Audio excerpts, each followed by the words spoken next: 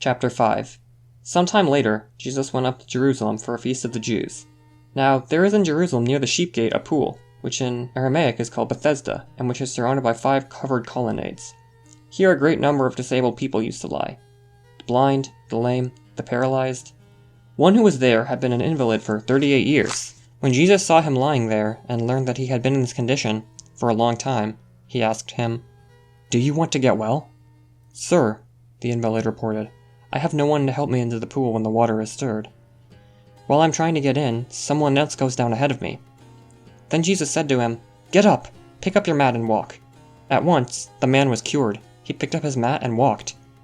The day on which this took place was a Sabbath, and so the Jews said to the man who had been healed, "It is the Sabbath. The law forbids you to carry your mat." But he replied, "The man who made me well said to me, 'Pick up your mat and walk.'" So they asked him, "Who is this fellow who told you to pick it up and walk?" The man who was healed had no idea who it was, for Jesus slipped away into the crowd that was there. Later, Jesus found him at the temple and said to him, "See, you are well again. Stop sinning, or something worse may happen to you." The man went away and told the Jews that it was Jesus who had made him well.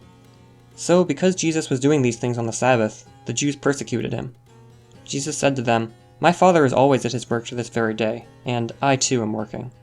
For this reason, the Jews tried all the harder to kill him. Not only was he breaking the Sabbath, but he was even calling God his own Father, making himself equal with God. Jesus gave them this answer: "I tell you the truth, the Son can do nothing by himself. He can do only what he sees his Father doing, because whatever the Father does, the Son also does. For the Father loves the Son, and shows him all he does. Yes, to your amazement, he will show him even greater things than these. For just as the Father raises the dead and gives them life, even so the Son gives life to whomever he is pleased to give it. Moreover, the Father judges no one, but has entrusted all judgment to the Son, that all may honor the Son just as they honor the Father. He who does not honor the Son does not honor the Father who sent him. I tell you the truth, whoever hears my word and believes him who sent me has eternal life and will not be condemned. He has crossed over from death to life. I tell you the truth, a time is coming and has now come, when the dead will hear the voice of the Son of God, and those who hear will live. For as the Father had life in himself, so he has granted the Son to have life in himself. And he has given him authority to judge because he is the Son of Man. Do not be amazed at this, for a time is coming when all who are in their graves will hear his voice and come out. Those who have done good will rise to live, and those who have done evil will rise to be condemned. By myself I can do nothing.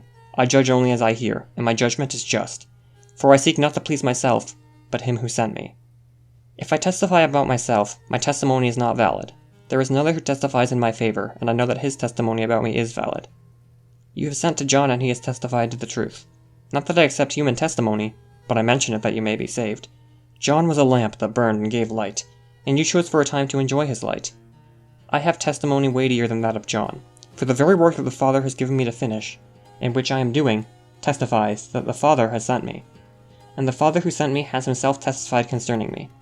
You have never heard his voice nor seen his form, nor does his word dwell in you, for you do not believe the one he sent. You diligently study the Scriptures because you think that by them you possess eternal life. These are the Scriptures that testify about me, yet you refuse to come to me to have life. I do not accept praise from men, but I know you. I know that you do not have the love of God in your hearts.